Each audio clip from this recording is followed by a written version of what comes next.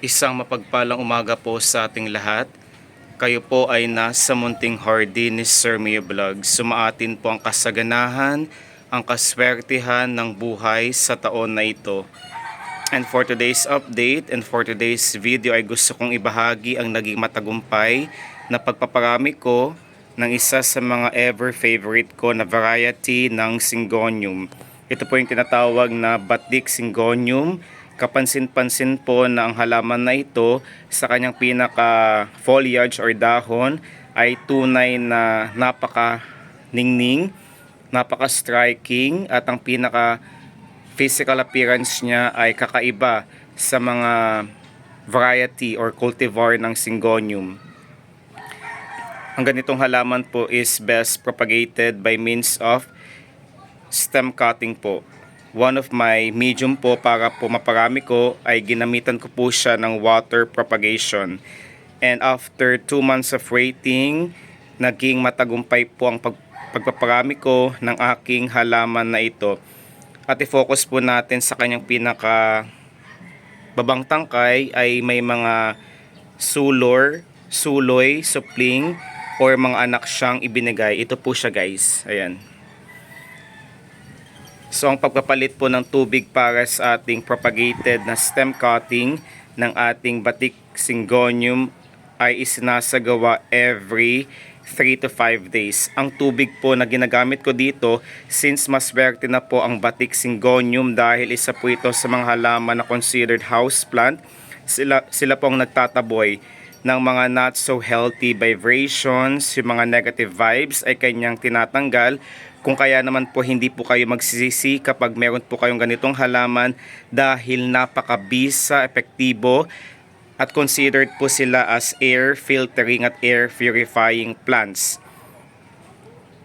Ang alkaline water po ang ginagamit ko dito. Kung wala po tayong alkaline water, might as well, since naulan naman po this past few days or weeks, ay naglaan po ako ng oras para po makapag-save, makapag-imbak or makapag-ipon ng tubig na galing sa kalikasan. Rainwater or tubig bukal po ang pinaka-best ating propagation na ito.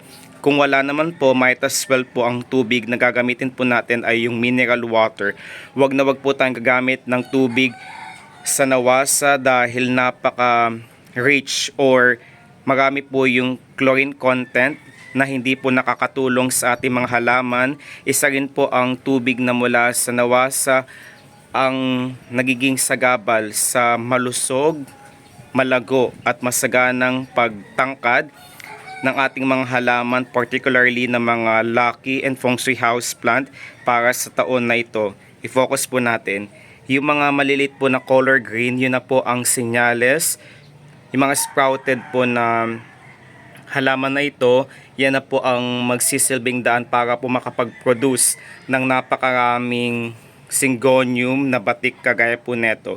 Kapansin-pansin po na kapag imamatch po natin siya sa mga very common or pangkaraniwang halaman ay talagang napaka-striking niya. Hindi po kayo magsisisi, hindi po kayo talaga magsisisi dahil napakagandang ilagay po ito sa ating center table ng ating living room space para doon pa lamang po ay salang-sala na ang mga bagay na gustong pumasok sa ating bahay na siyang nagsisilbing daan para po sa pag hindi pagkakasundo, hindi pagkakaunawaan.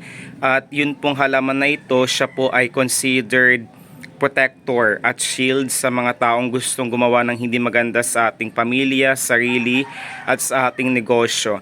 Bakit nga ba siya magiging trending next year? Dahil po sa kanyang angking kakayahan, bukod sa kanyang kagandahan at striking or stunning na appearance, ang halaman na ito ay kapag inilagay mo doon sa mismong harapan na pintuan ng inyong bahay, negosyo, workplace, siya po ang tutulong para pumahaltak ang mga matumal na biyaya sa kaperahan, sa larangan ng business, at ito rin po ang nagpropromote ng isang renewal, nagbibigay or tumutulong para po ang mga matumal na blessing na ating pinapangarap ay unti-unting mapasa atin po kapag naalagaan po natin siyang mabuti.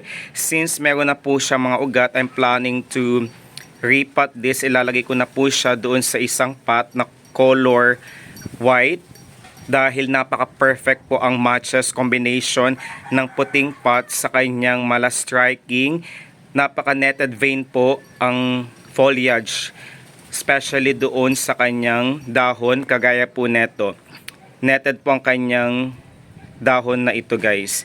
Kaya naman po, suggested recommended portion na dapat ilagay po ang halaman na ito, pumili po tayo ng isang lokasyon na kung saan ang tumbukan po ay ang northeast portion dahil po napakahiwaga, napakamakapangyarihan, napakamaalwan ng portion na iyon dahil doon po sumisikat at sumisinag ang araw.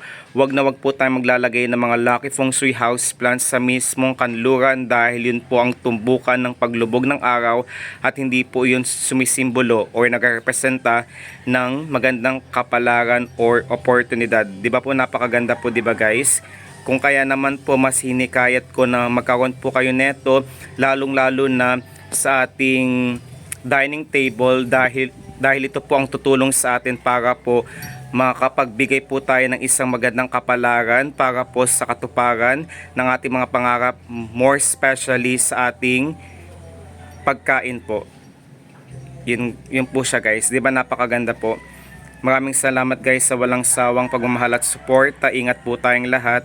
Hanggang sa muli po guys, isang mapagpalang umaga po ulit sa ating lahat.